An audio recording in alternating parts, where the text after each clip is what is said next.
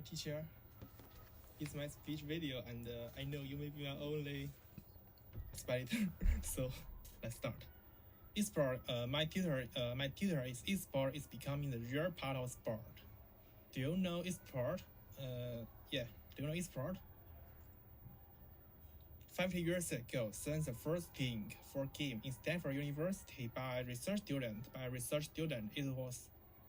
it was destined that computer game will be popular in all over the world. And now, with the development of computer science, playing game has been very normal in our daily life. But people's attitude to it is nearly out against in many years ago. Parents see it as an evil to their children, and our achievement in sport will be seen meaningless. But people's passion to it is now being stopped. And its growing popularity are pushing high school, universities, and non-profit groups to redefine esport as competitive activities. Now, esport is no longer a video game prepared for kids, but a real sport. It's increasing rapidly and may become more popular than World Cup or NBA for young people in many years. So this time, I will use five research articles as reference to show its quick development and growing popularity in young people, its acceptance by the professional sports authorities, and the most important one, why the esport fits the definition of sport well. Nice, so fluent. First, body. It's my body. No, it's not my body. It's the article's body. When it comes to the esport. What will you think of first? A man sitting in front of a computer all day without standing up, a nerd playing some childish video game without any social communication, or just some losers who cannot do anything weird in real life, so addicted to the game world for escape zone. No, it's totally different with what you think. Esport has been one popular sport between the young people. It held so many big tournaments around the world, and so many champions were created in front of the staring light and cheating spectators. By the data analysis, the esport global spectator grew from 204 million to 300 million between 2014 and 2016.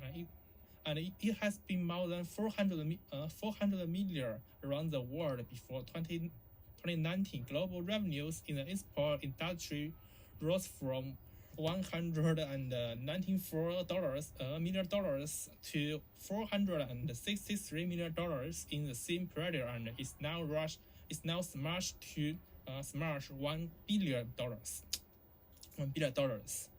Esport also provided more work chance for young people. Clark is just a normal people 10 years ago. One time when he plays computer games, there are more than 10 people attracted by his high skills. This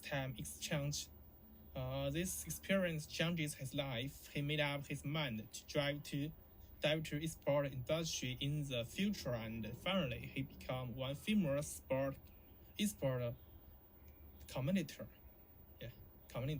And the popularity of esport is not just in social; it's also be recognized and organized by many college campuses. The NCAA is an American organization for athletics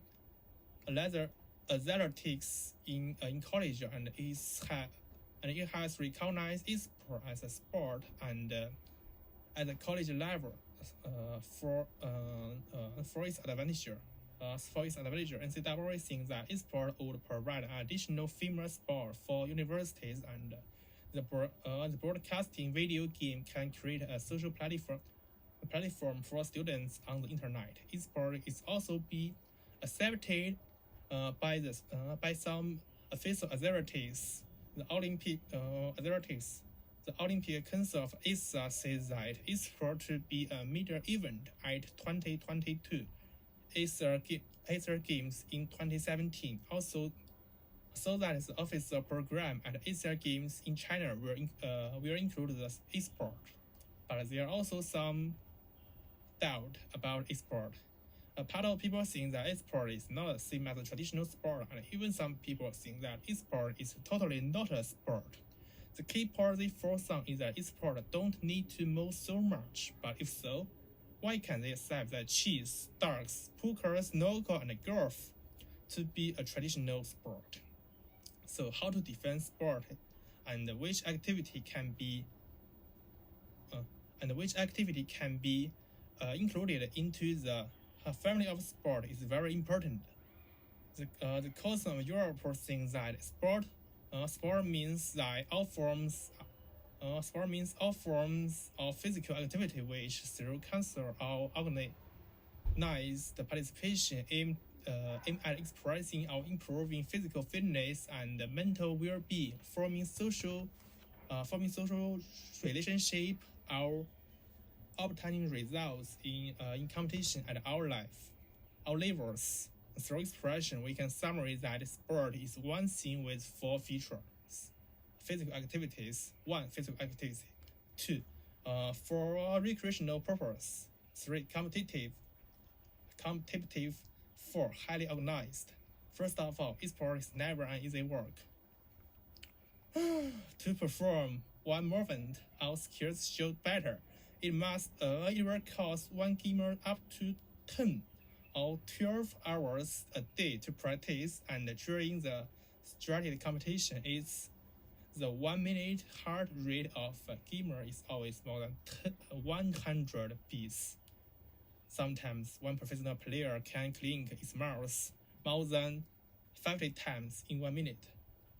And after a game, no matter you win or lost, if you really donate yourself in, the tourneys cannot be covered up. So when we read the definition of WHO, who says that sports is any body movement produced by scheduled methods that requires energy expenditures, we will find that esports fit these activities, the physical activity and the competitive elements very well. Then for the recreational and organized elements, the large world championship include LOL and CSGO has said that compared to the traditional normal sport games, the esports structure and attraction is full enough. So we conclude that